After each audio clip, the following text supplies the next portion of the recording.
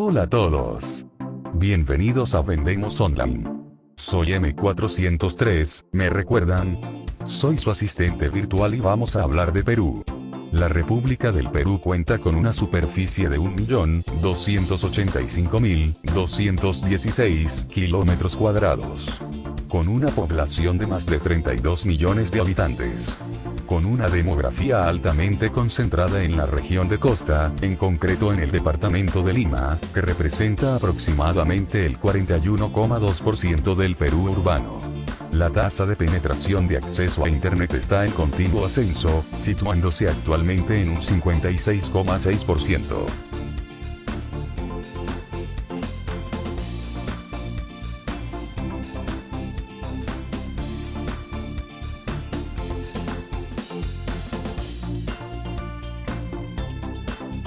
Perú es considerado como un mercado emergente, con un alto índice de desarrollo humano y una economía de renta media alta. Entre sus principales actividades económicas se incluyen la agricultura, la minería, la pesca, la construcción y el comercio.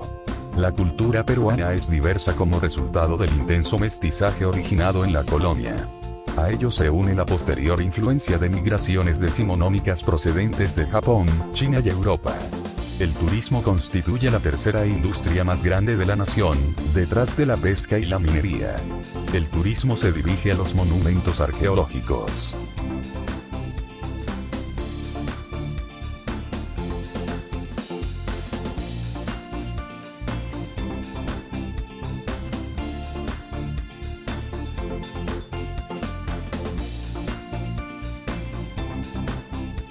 La logística peruana presenta un desafío para los operadores de comercio electrónico en Perú. La falta de infraestructura adecuada y la extensión geográfica del país hacen que el servicio de entrega sea difícil. Las empresas de logística que operan en el país se enfrentan a este problema incluso en la zona urbana de Lima, ya que las empresas de delivery distribuyen por zonas, haciendo que los vendedores online tengan que trabajar con varias compañías a la vez para lograr que sus productos lleguen al destinatario final.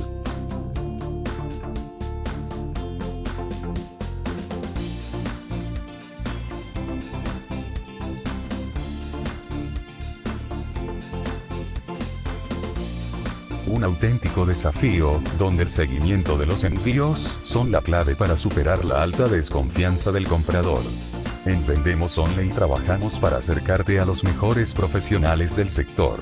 Y ahora, para conocer mejor el Perú, nuestro presentador, Salvador Carrasco, nos trae a uno de los profesionales nativos del país. Adelante, Salvador.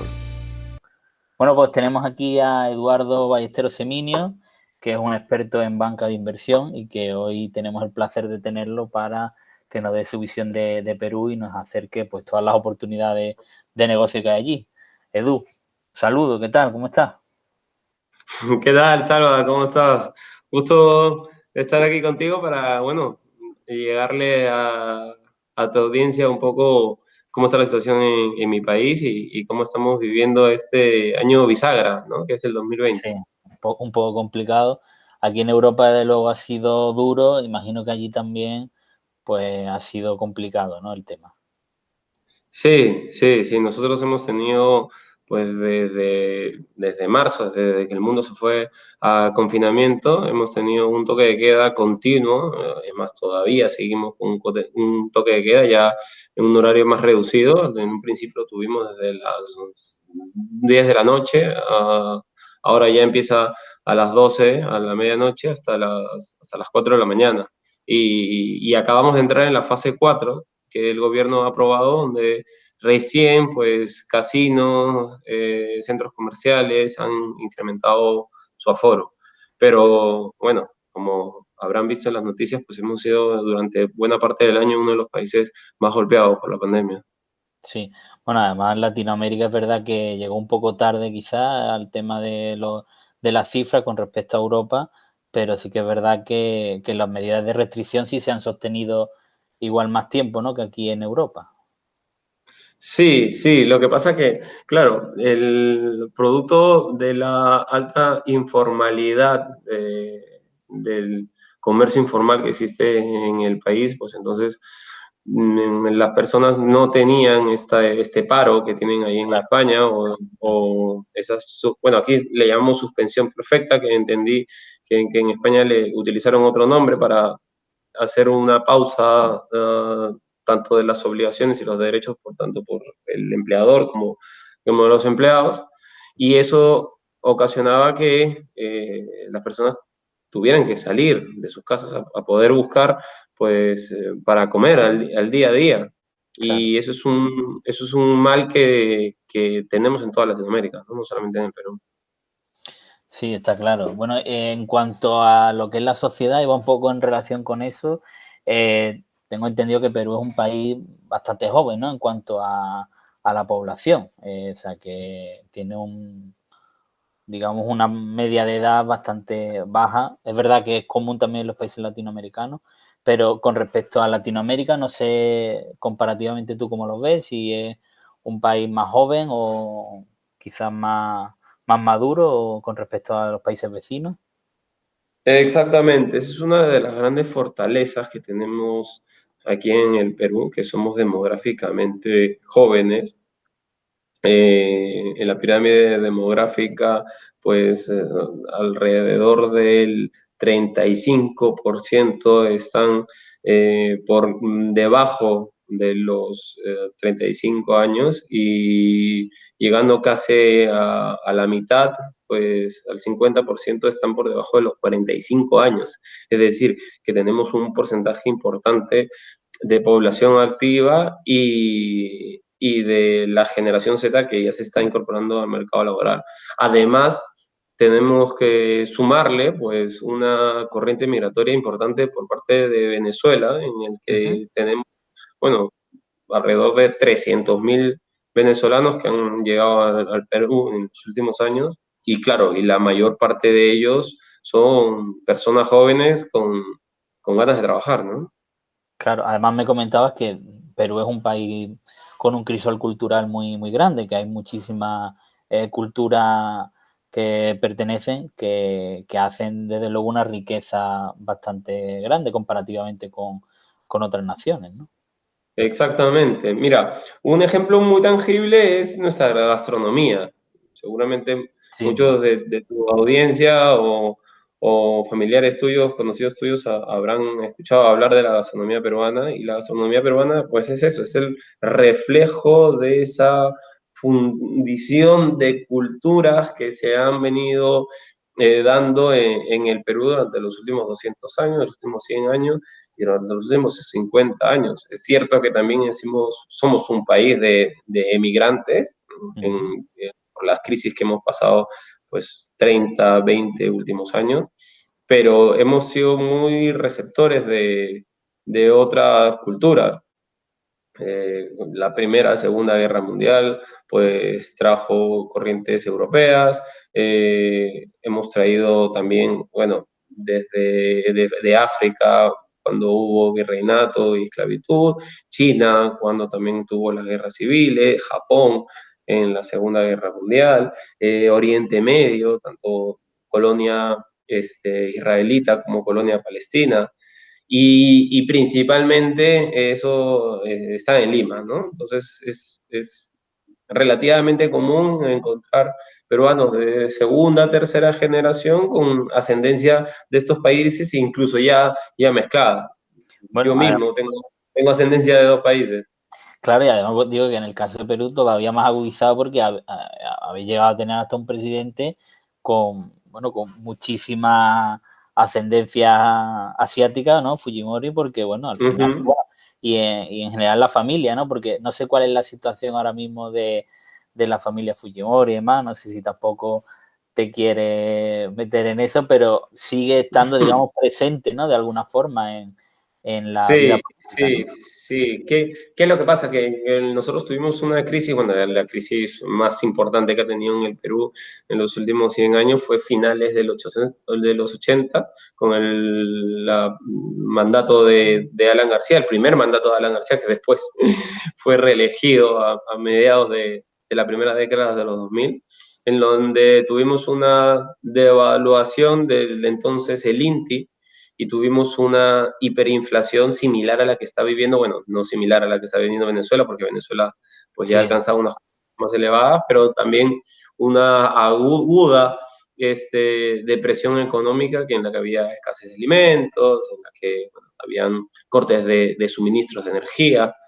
Y claro, esas votaciones de los 90, la votación fue en 1990, pues nosotros tenemos un tipo de votación como al estilo francés, donde primero hay una primera vuelta, los dos primeros candidatos con mayor votación pasan a una segunda vuelta para que ahí ya se elija al presidente. A esa segunda vuelta llegaron Mario Vargas Llosa y Alberto Fujimori. Alberto Fujimori se llevó la presidencia y aplicó unas medidas económicas y unas medidas también de seguridad, porque también llevaba una crisis de terrorismo junto con la crisis sí. económica, que el primer mandato de 1990 a 1995 pues fue súper exitoso, ¿no? Cuando hablas de la época terrorista, ¿te refieres a Sendero Luminoso, era? O... Sí, Sendero Luminoso y el MRTA fueron los dos grandes grupos bueno, que Que azotaron, eso azotaron el país.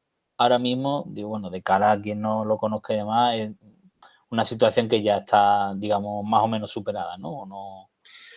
Sí, sí, hay algunos brotes, sobre todo en la zona centro, ceja de selva del Perú, es la región de la sierra, empezando con el Amazonía, donde hay una zona que es el BRAE, donde el narcoterrorismo está muy presente y claro, todavía se está librando, digamos, una batalla ahí. Pero en las principales ciudades del Claro, país no hay atentados terroristas, no hay ningún temor, ¿no? claro, eso te iba a comentar, porque en realidad el tema de la selva creo que es un problema de todos los países de Latinoamérica, ¿no? Porque es difícil el tema del control, para el tema del curso en narcotráfico, ¿no? Porque es verdad que se ha hecho mucho esfuerzo en muchos países en los últimos años, pero hay zonas que son casi inaccesibles, ¿no? Que es muy complicado llegar allí, ¿no? Sí, sí, sí, y más que nada teniendo en cuenta que, bueno, Perú, Colombia,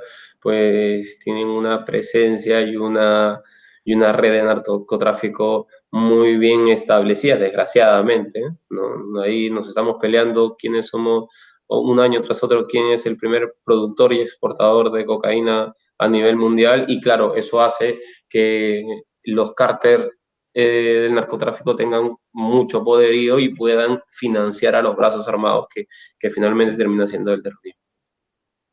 Y en cuanto a la sociedad también, por entrar un poco, el tema de las famosas brechas económicas y demás es algo que ocurre en muchos países de Latinoamérica. ¿Tú entiendes que en Perú también ocurre o es menos pronunciado que en otros países de la zona? Sí, sí.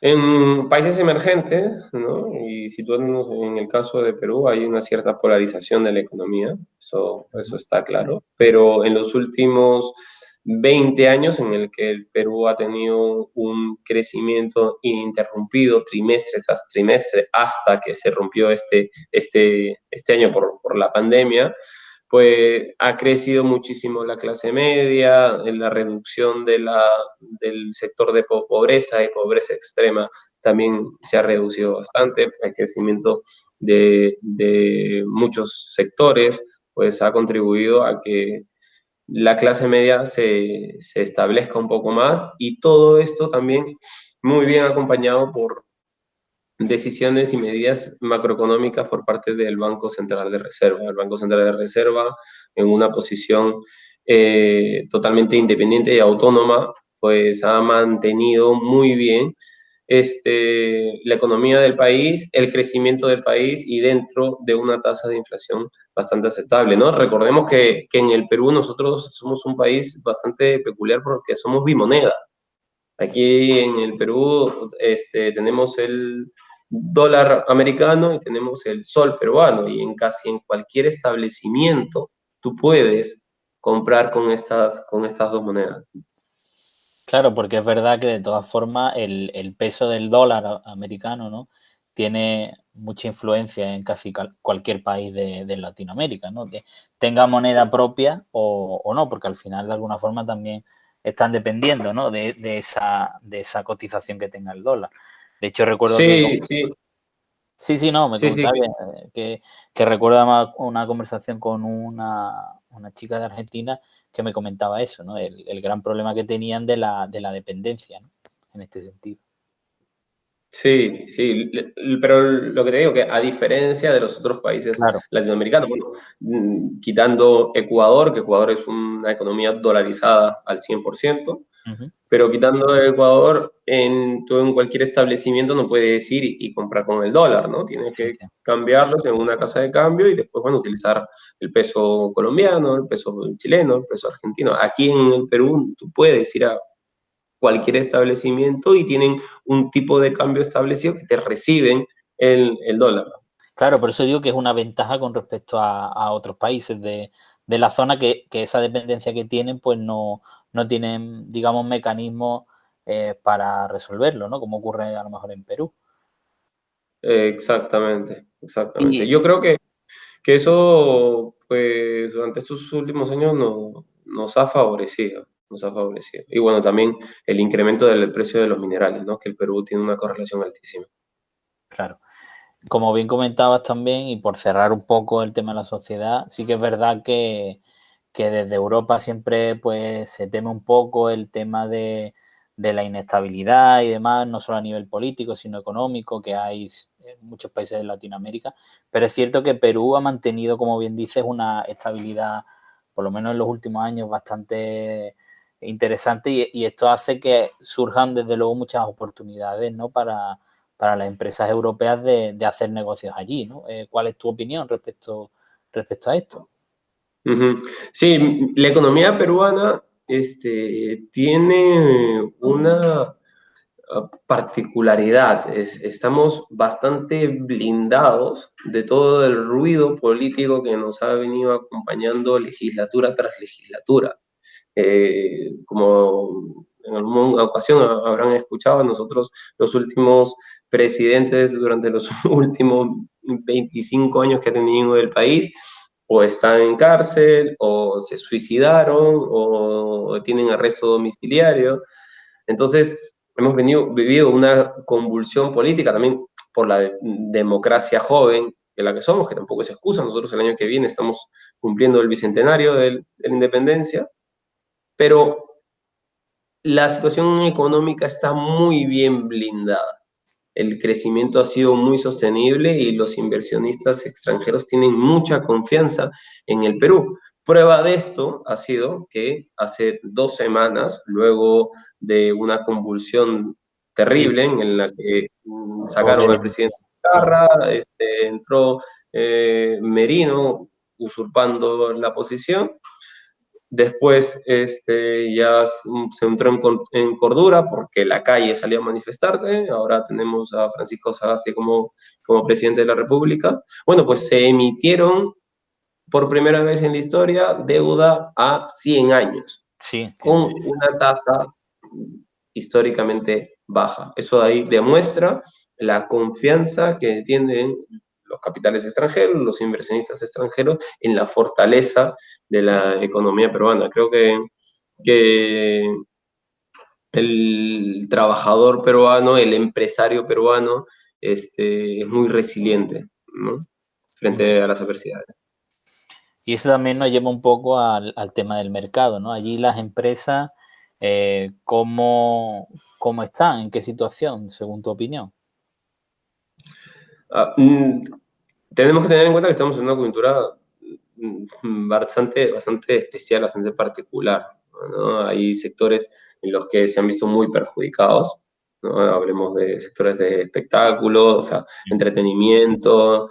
eh, turismo, muy perjudicados, pero hay otros sectores que se han visto muy beneficiados, sectores en los que han visto en la digitalización una oportunidad para llegar a una audiencia mucho más grande, para ofrecer productos a público en donde no pensaban llegar en el corto plazo, donde se han vuelto también bastante más más eficientes. Yo creo que, o sea, es una pena, por supuesto, todas las muertes que han habido y los negocios que se han deteriorado, pero por otro lado, hay negocios y hay sectores que gracias a esta situación de crisis han visto una excelente oportunidad para salir adelante.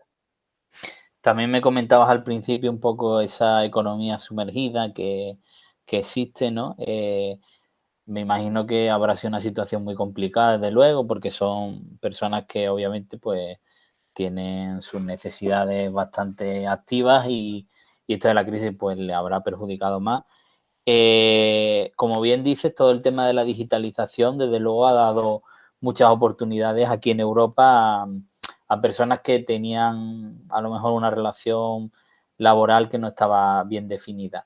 ¿Cómo ha afectado a esa economía sumergida este proceso de digitalización? ¿Crees que se han podido incorporar o, bueno, o estaban tan fuera que no ha sido posible ahí en Perú? Uh-huh. A ver, tenemos que partir con el que el 70% de la economía en el Perú, o del negocio en el Perú, está de manera informal.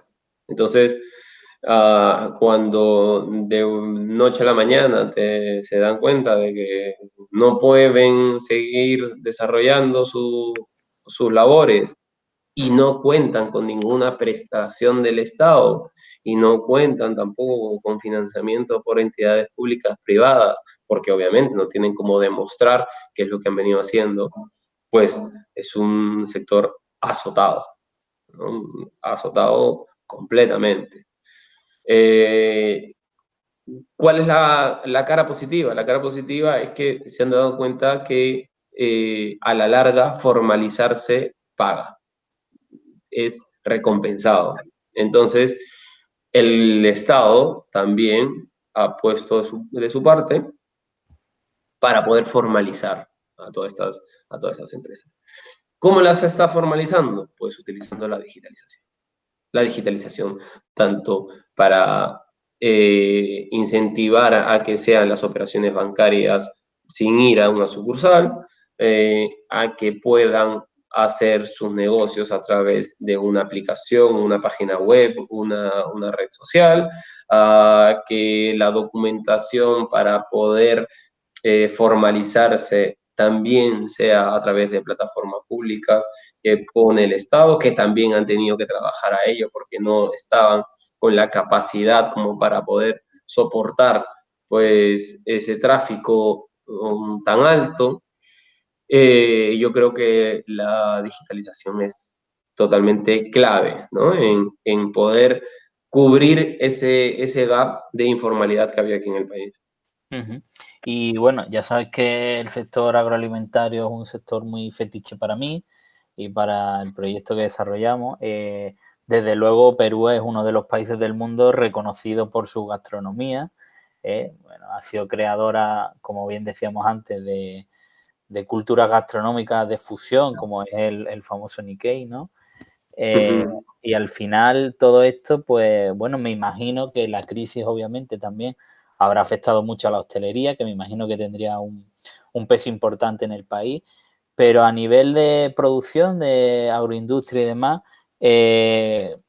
¿cómo está la situación allí? Es decir, ¿sigue siendo un sector fuerte o se ha visto muy mermado por la situación? Uh-huh. Mira, es curioso que justamente hoy estemos hablando de este sector. ¿Por qué? Porque hace unos días se acaba de derogar la llamada Ley Klimper, que era la Ley de Promoción Agraria, donde desde el año 2000, el último año del gobierno de Fujimori, se puso esta ley para poder promocionar, incentivar todo el mercado agroexportador. Pero claro, se publicó esta ley de manera eventual y se ha prolongado durante 20 años. 20 años donde el crecimiento agroexportador ha sido de 400%. O sea, realmente ha sido exponencial. Toda la costa peruana tiene gran parte de sus ingresos por por el sector agroexportador. Y ahora, en la derogación de esta ley Klimper, esa ley de promoción al área, Klimper es por el ministro de Agricultura que había en ese momento, que lleva ese nombre la ley, pues ahora creo que va a ser más equitativo, va a tener un propósito colectivo mejor para la cantidad de personas que trabajan en ese sector. Y de- Teniendo en claro la coyuntura, pues ahora tenemos que decir que, claro, el Perú tiene unas condiciones climáticas sí, claro. ideales para poder sembrar y tener campos de cultivo pues bastante extensos. Claro, y desde luego una variedad de productos, bueno, desde la patata hasta el tomate, ¿no? Que al final, desde luego han llegado aquí a Europa desde Latinoamérica, que lo tenemos gracias a, a la cultura latinoamericana, ¿no? Y al final lo que te iba a preguntar también era el tema de las oportunidades, ¿no? ¿Hay oportunidades para productos agroalimentarios europeos y sobre todo españoles allí en Perú? ¿O crees que más o menos con el mercado local están cubiertos para el consumidor de allí? No, por supuesto que hay una brecha de oportunidad importante. ¿Por qué? Porque el consumidor peruano tiene un poder adquisitivo mayor, por supuesto, por este crecimiento que ha tenido. Entonces, eso hace que busque nuevas alternativas, que busque unos productos de mayor calidad, unos productos en los que pues hace algunos años no tenía acceso, y eso de ahí pues hace que siempre estén buscando qué hay nuevo y qué hay de calidad, ¿no? Por supuesto. Entonces, si vamos a entrar a competir a un mercado en parte de gastronomía o en parte de agroproducción, creo que tendría que ser un producto de calidad, ¿no? Y incluso se podrían hacer campos de cultivo aquí por las diferentes microclimas que existen.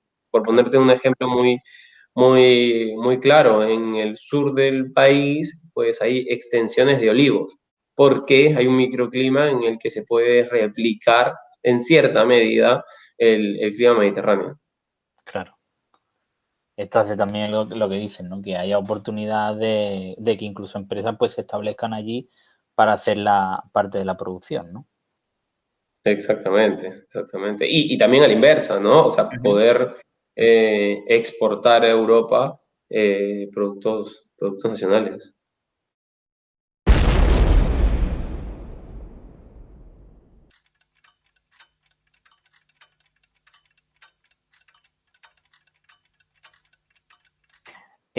Aquí siempre hay como una visión, ¿no? De que la entrada al mercado latinoamericano es complicado por el tema del precio, ¿no? Eh, Me comentabas que desde luego ese crecimiento en el poder adquisitivo del consumidor medio de Perú facilita, ¿no? Un poco esa transición del precio. Primero, mi duda está en, ¿crees que esa diferencia de precio que suele hacerse en Europa con respecto a Latinoamérica, y en este caso Perú, puede ser un freno? Y la otra es, hay un gran interés en mercados exteriores europeos y me imagino que igual es Francia o Italia la referencia, no lo sé. ¿En qué países se fijan los peruanos a la hora de comprar? ¿No? A ver, la marca España está bien posicionada en el país, desde luego. Eh, Aceite de oliva, Japón serrano, algún plato de la gastronomía, se ve por las calles restaurantes españoles, ¿no? Y restaurantes españoles con bastante concurrencia de gente. Entonces, la marca España está bien posicionada, aparte de una cultura mucho más cercana que con la italiana o la francesa, diría yo. Pero como te vuelvo a repetir, restaurante, producto, que no llega al país con una calidad contrastada, pues es difícil que pueda colarse en la mesa de los peruanos. ¿Qué crees? Pregunto, ha sido más la línea argumental de países como Francia, por ejemplo, con respecto a nosotros, a la hora de intentar entrar en Perú, que han ido más por esa vía de la calidad. Sí, sí, sí, sí, sí. Pero yo creo que Francia no ha tenido el suficiente calado Ujú, aquí como lo han podido tener otros países como España, ¿no? ujú. Ojo, ojo. Y claro, siempre teniendo en cuenta de que es más entendible el detrás de lo que hay de un plato español o de un producto español que el francés, ¿no? Claro, eso también me da pie a un tema que desde luego he tenido muchos amigos en común contigo, muchos de ellos en Latinoamérica, ¿eh? Nuestro buen amigo Lalo, y era el tema de cómo quizá España, con el tema de sus antiguas colonias y demás, no sé si tú tienes la percepción de que ha habido una separación cultural durante años que ha hecho que mercados latinoamericanos, que la lógica te decía que era con los que más afinidad igual debería haber tenido España, pues no se han mantenido y hacen que no haya una, no digo un dominio del mercado, pero sí una predisposición mucho más alta de productos españoles que de otros europeos, por el simple hecho de que hay un vínculo de la lengua, ¿no? Que es un vínculo muy fuerte, ¿no? Y igual no se ha sostenido durante el tiempo. ¿Crees como yo que eso igual no se ha mimado lo suficiente? No sé si, no sé, insisto, quién es el culpable y habrá muchos factores, ¿no? Pero Ujú. ¿crees que esto es así o igual es una percepción mía? Sí, mira, es que si lo comparamos con Europa, creo que el porcentaje favorece a España. Pero ¿qué pasa? Nosotros hemos tenido una influencia americana durante los últimos años muy fuerte, que ahora recién estamos empezando a deshacernos un poco de ella, y cuando parecía que ya nos estamos librando de uno de estos imperialismos, pues nos ha caído el chino, pero claro, es mucho más difícil de conectar con el consumidor de a Claro, pie, ¿no? ¿Qué se está viendo? Se están viendo en compras de grandes generadoras eléctricas por parte de China, en compras de empresas de telefonía, por ahí sí, ¿no? Pero para ese tipo de productos, ahora que el consumidor peruano se está empezando a librar de la hamburguesa y de la pizza, pues claro, está viendo o tiene curiosidad por productos algo más gourmet como los que pueden venir de España. Entonces, yo creo que no es que España haya perdido un share frente a otros países europeos, sino es que ha perdido un share frente a imperialismos americanos como el que hemos tenido, que yo desde luego no comparto para nada. bueno, y de hecho, eso que dices de ese imperialismo americano no es solo en Perú, es en casi cualquier país de Latinoamérica, ¿no? Que con sus Sí, diferencias, incluso políticas que pueda haber, culturalmente, sí que se nota que hay muchos platos, muchas tradiciones. No hablo de la Navidad porque eso casi es mundial, pero sí que han tenido un peso muy fuerte, incluso más fuerte que algunos vínculos, ¿no? Con España. Que insisto, no es cuestión de colonialismo ni nada, porque eso es algo ya antiguo, sino hablo simplemente de lazos entre culturas, ¿no? Me sorprende un poco que se haya perdido un poco ese vínculo, ¿no? Con países de Latinoamérica. Bueno, que todos sabemos con el tema de la independencia y demás, es verdad que pues van surgiendo también ciertas asperezas y demás, supongo que habrá influido, pero sí que a nivel empresarial creo que es algo que hay muchas oportunidades en Latinoamérica que igual pues las empresas españolas no están aprovechando, ¿no? Y de ahí va un poco esa reflexión que te lanzaba, ¿no? sí, sí. Un sector que ahora mismo también va a ser muy interesante, aparte de la agroindustria va a ser el sector de infraestructura, ¿no? Infraestructura, nosotros tenemos una carencia bastante aguda por ese lado. En el 2019 organizamos los Panamericanos, que bueno, es el segundo evento después de las Olimpiadas más importante en deportes, quitando el fútbol, ¿no? Por supuesto. Y lo hicimos entre una modalidad G2G. ¿Qué significa esto? Pues que el gobierno peruano le cede a un país pues la autonomía, en este caso fue Inglaterra, o Reino Unido, para poder hacer pues toda la implementación, hacer la infraestructura. Y la verdad que salió bastante bien, tanto así que ahora se le han concedido a Reino Unido otras mega obras aquí en el país.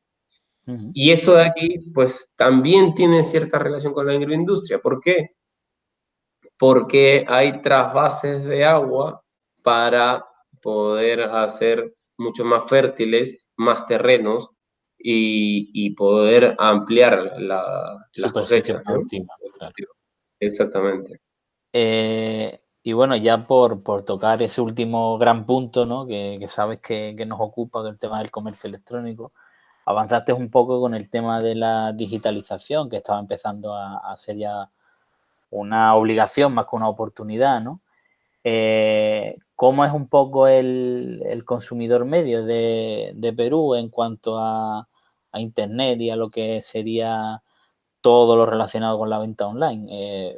¿Es proactivo? ¿Está entrando poco a poco o sigue estando un poco fuera de la media global? ¿Cómo lo ves tú? Sí, sí, eso es un tema clave aquí para el 2021 y los próximos años, porque tenemos por un lado una población joven, una población que está más familiarizada con las redes sociales, Sí, es nativa, ¿no? Digamos.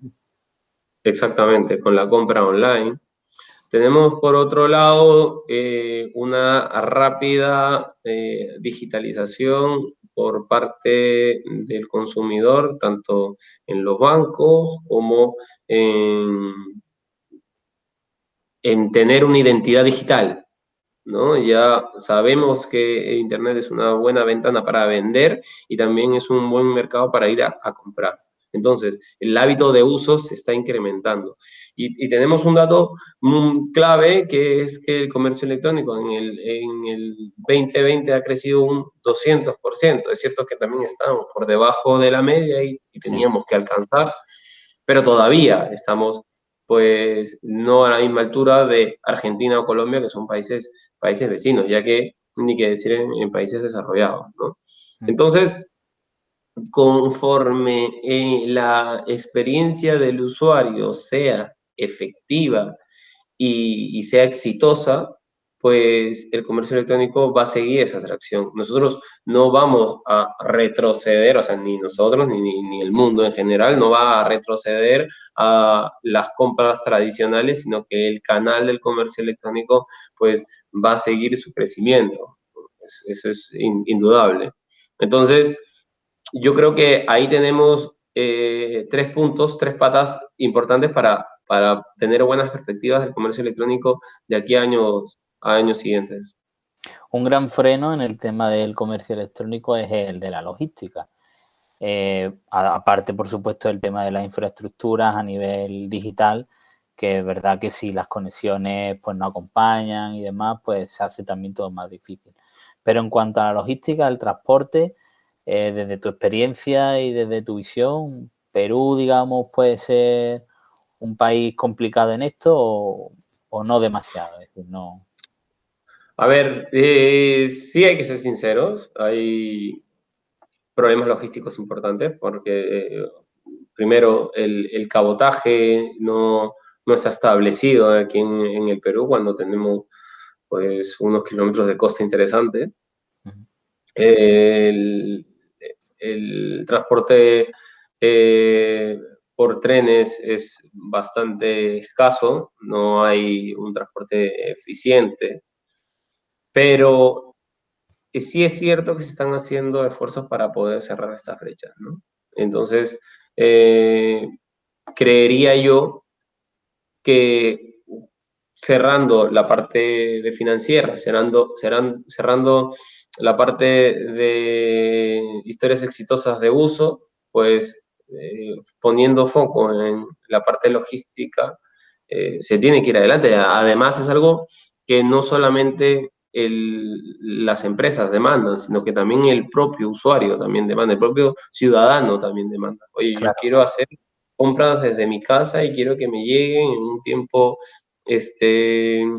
acorde y no tengo por qué sufrir frente a otros países. Yo creo en Lima y en las grandes ciudades se domina bastante bien, ¿no? El reto ya empieza a ser un poco el entorno rural. sí, bueno, claro, obviamente los entornos rurales, pues hablamos de lo de antes, ¿no? La infraestructura, pues por cuestiones lógicas, pues no está tan desarrollada y eso afecta obviamente a la logística. ¿Cuáles, según tú, esas empresas o esos sectores que más se han aprovechado del tema del comercio electrónico en Perú? A ver, quitando productos, tenemos que empezar por Ujú. servicios, ¿no? La educación es, sin ninguna duda, el gran ganador en todo esto. Infoproductos, eso Sí, ahí han sido grandísimos ganadores, la comodidad, las altas en Netflix, ¿no? Todo lo que sea cultura y entretenimiento audiovisual, pues o en streaming, eso ahí ha sido grandísimos ganadores. Y después, ha crecido mucho desde el consumo de necesidades básicas, hacer el mercado pues a través de aplicaciones, pues hasta la compra de tecnología. el Me tema, parece sí, sí, no te me parece que todo está dentro dentro de lo mismo, ¿no? Hay estas plataformas que son super apps en las que puedes conseguir cualquier cosa. claro. A mí particularmente una de las cosas que más me ha llamado la atención en términos globales, ¿eh? No hablo de ningún país, ha sido pero bueno, hablando de España en concreto y en Europa, es verdad que sobre todo España, pues Reino Unido es un país que ya estaba totalmente inmerso en el comercio electrónico desde hace años, o sea, funcionaba genial. Pero en España una de las cosas que más me ha llamado la atención es el tema de que sectores como el de la alimentación se han integrado muy bien en la compra habitual de las personas, algo que parecía impensable. ¿Esto ha sido igual en Perú? ¿Ha seguido la misma tendencia por las lógicas obligaciones o restricciones? ¿O crees que no ha llegado tampoco a ese punto?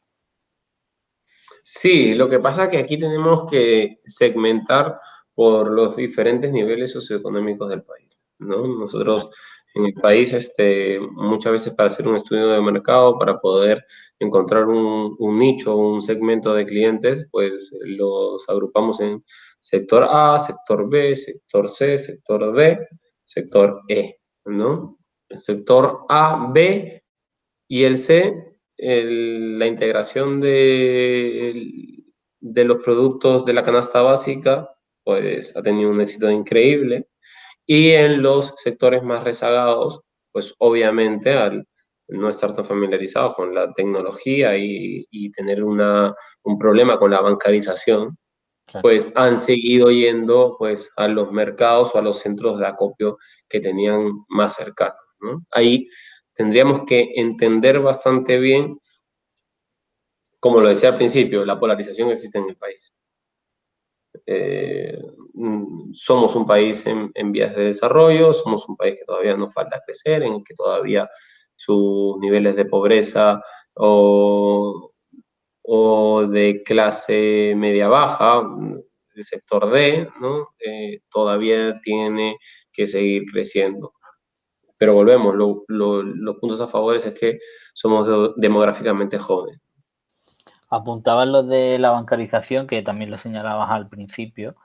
Esto obviamente tiene también una influencia muy alta en el tema del desarrollo digital y en las facilidades o dificultades que encuentren las empresas, ¿no? En este sentido. Tú como experto en banca, ¿qué situación encuentras tú ahora mismo Perú en este sentido? Mira, hay pasarelas de pago que están desarrollando productos para poder hacer compras por internet sin necesidad de tener una cuenta bancaria. Eso está teniendo muchísimo éxito. Incluso, por ponerte un ejemplo, Netflix ha abierto la posibilidad de hacer recargas en lo que llaman en España confiterías.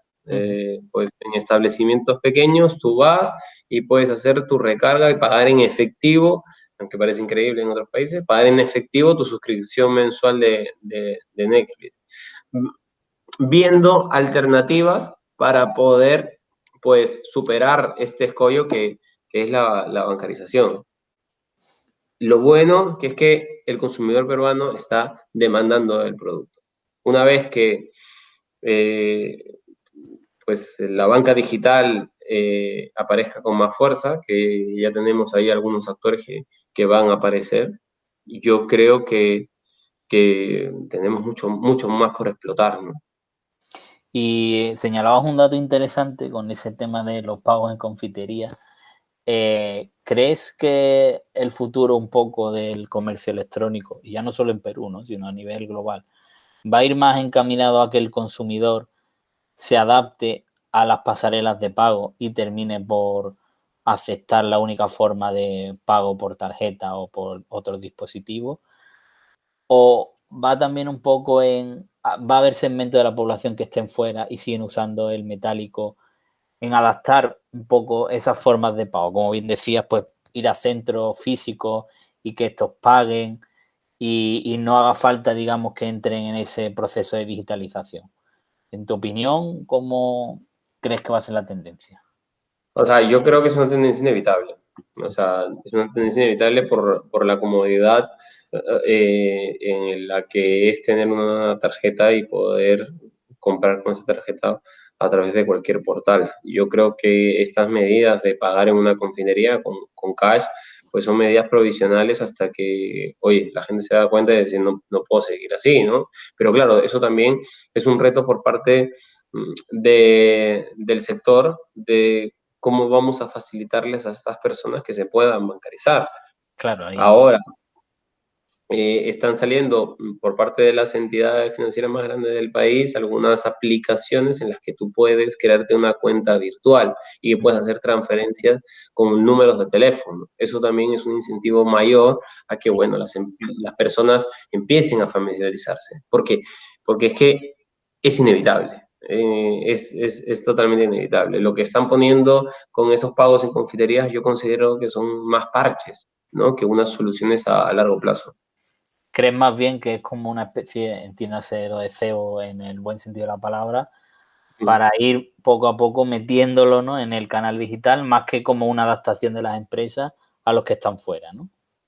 Exactamente, exactamente. O sea, que yo te quiero mostrar mi producto, yo sé que para llegar a mi producto tienes esta barrera que es la bancarización, entonces te voy a poner una solución temporal hasta que, bueno, tú ya o el Estado o el mercado financiero pues te facilite el que tú puedas llegar de una manera mucho más accesible.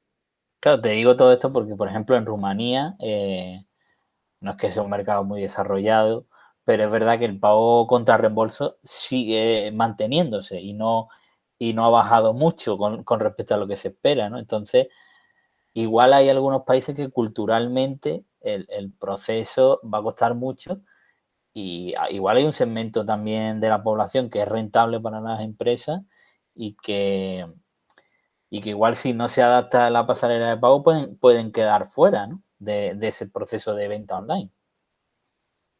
No, por supuesto que sí. Va a tardar más, va a tardar menos, dependiendo de la idiosincrasia, dependiendo de la fortaleza también que tenga el mercado en el país, pero se va a dar. Es que se tiene que dar, ¿no? Lo ves inevitable, ¿no?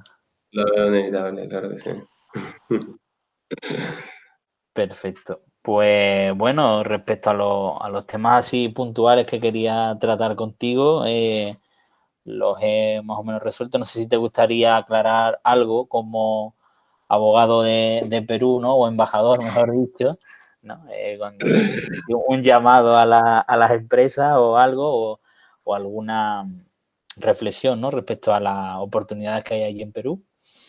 Sí, mira, en forma de resumen, nosotros somos un país donde tenemos muchos de los negocios, somos un país altamente minero, por supuesto, la minería ocupa un 60% dentro de la economía en general, pero en muchos negocios nosotros nos encontramos en una fase embrionaria donde hay ganas de trabajar, hay ganas de salir adelante, quizás tenemos una brecha en capacitación, ¿no? Entonces, las empresas que vengan al Perú van a ser muy apreciadas por el expertise que puedan traer, ¿no? Y creo que un consejo que yo daría sería el tener partners locales para poder tropicalizar esas ideas. Al momento en el que vienes con un expertise sólido y te unes con un partner local para poder entender, pues, cómo funciona el Perú, cómo funciona el país, cómo funciona su gente,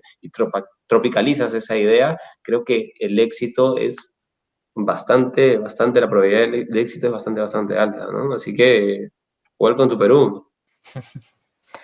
Bueno, pues Edu, de todas maneras dejaré en YouTube, porque en Spotify igual no se puede ver, pero tu enlace de LinkedIn por si alguien quiere echarte un ojo y contactar contigo, cualquier empresa.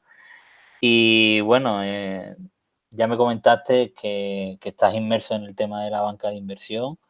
No sé si quieres comentar algo en esto o ya Sí, cuando contactes contigo. Tú me dices. sí. Sí, desde este año, desde este 2020, aparte de trabajar en la banca de inversión, pues también con un socio hemos iniciado un proyecto bastante ilusionante que es una transformadora cultural, porque como les comentaba, necesitamos expertise, necesitamos capacitación y eso de ahí es lo que nosotros creo donde podemos aportar mucho valor a las empresas. Entonces, esa transformadora cultural donde, bueno, se van a buscar soluciones, sean digitales, sean simplemente de tener un pensamiento crítico y de evaluar hacer las cosas de diferente manera y, por supuesto, todo sobre un marco de mantener la diversión. Creo que así es como se hacen las cosas. Seguro que sí. Bueno, Edu, pues muchísimas gracias como siempre, seguimos en contacto y gracias por acercarnos un poco más el Perú, que desde luego tiene muchas cosas que ofrecer y que esperamos que salgamos todos de esta situación de pandemia y ya podamos viajar con total libertad y poder disfrutar de Latinoamérica en concreto y de Perú pues más en detalle. Buenísimo, Salva. Te mando un abrazo enorme y saludos a todos. Los esperamos Venga, aquí. un saludo. Hasta luego.